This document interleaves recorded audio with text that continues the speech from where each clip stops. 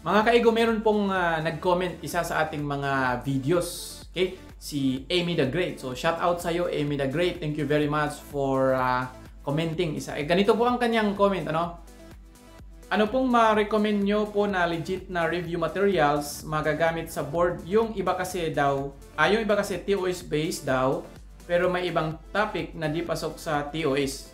So, yan po ang kanyang comment. Ang tanong niya lang naman is, nagtatanong kung ano yung legit na review materials. Pero, sasagutin po natin sa isang tanong na, ganito na lang ang pagsagot natin mga kaigo.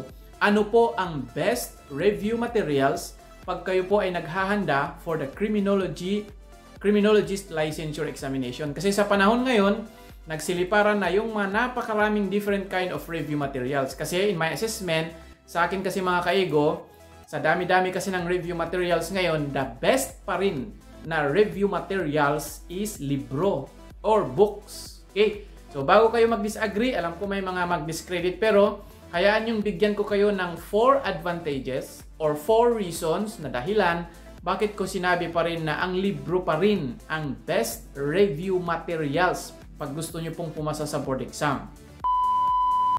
Ang first advantage ng libro as the base review materials mga kaigo is, ang una po is, ang libro kasi mga kaigo, it provides more comprehensive content. Okay, ganito siyan kasi mga kaigo, ano? Sa mga review centers kasi, nagpo-provide din naman sila ng review materials. Kaya lang, yung review materials sa mga kaigo na binibigay nila is simplified na po yan. Ibig sabihin, nakasummarize na po yan. Unlike libro na andun na lahat yung information na kailangan para sa topic na yan. Okay? Not to discredit yung mga review materials ng mga review centers ha. Kasi yung binibigay nila na review materials, intended talaga or nakadesign talaga for review purposes. Hindi naman talaga nakadesign for lecture purposes. Unlike books na intended for lectures or intended for gaining na knowledge, especially sa college or mga universities na nag-offer po ng criminology. So, ang libro, it offers you more information. So, ibig sabihin, marami ka pong maa-absorb. Marami kang maa-absorb na information or details ng topic na yan. Kasi, mas malawak po ang content niya compared doon sa nakasimplified na review materials. So, yan po ang dahilan. Isa sa mga dahilan, unang dahilan, bakit ko sinasabi na the best pa rin na review materials is books. Ngayon, ang pangalawang dahilan or advantage ng book as a base review materials is, yung books kasi, it provides more explanation. Kasi sa libro mga kaigo, di ba? Nagsulat ng topic, andun din yung explanation ng topic na yan compared doon sa simplified na review materials. Okay? Tulad ng law, may mga law books na hindi lang nila nilalagay talaga kung anong provision ng batas. Naglagay sila ng provision ng batas, andun din yung explanations, especially sa mga law books. Okay? So, yan po ang dahilan kung bakit ko sinasabi na the best review material pa rin is book, kasi it provides more explanation.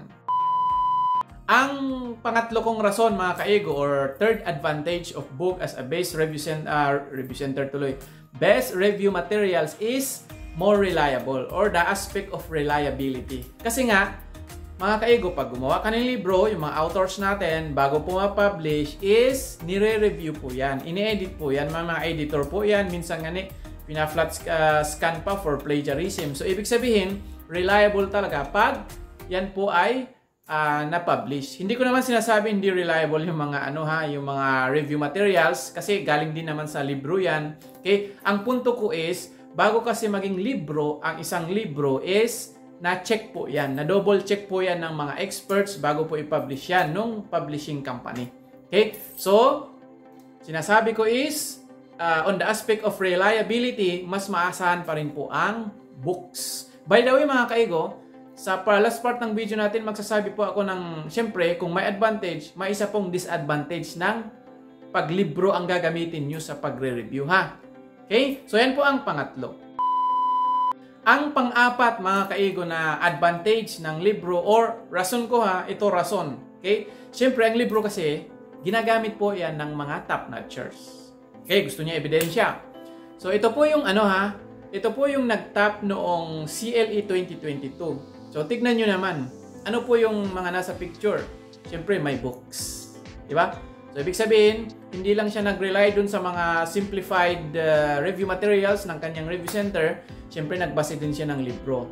Okay? Ito rin yung nag-top noong July-August 2024. So, ito rin. So, makikita nyo naman, surrounded by books.